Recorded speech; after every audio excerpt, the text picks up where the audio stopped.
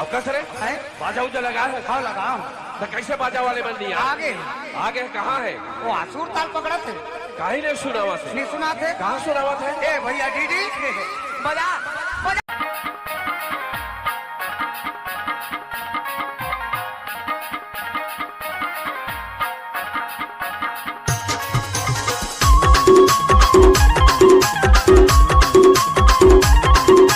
DJ Dev Prakash Dhurve.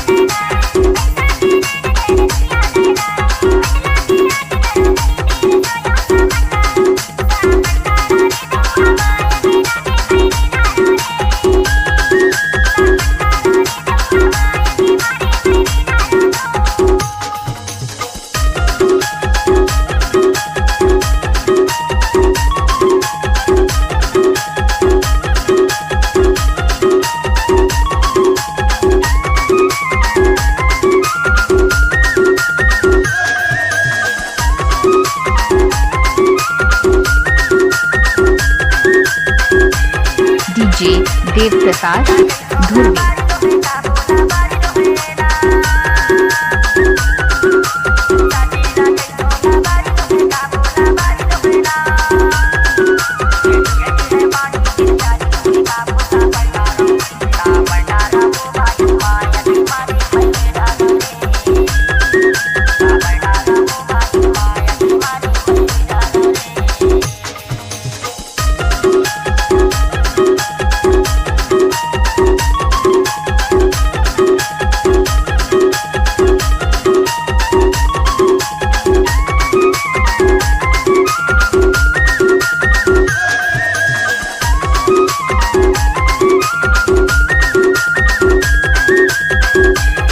DJ Dev Prakash Dhurve.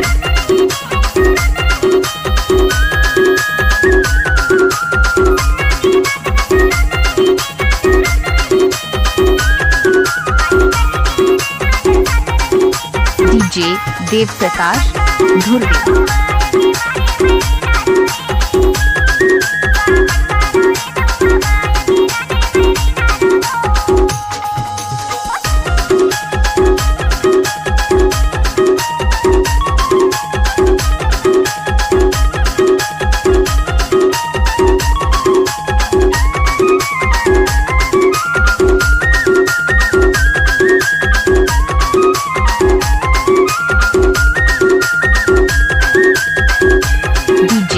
Dev Prakash Dhurve.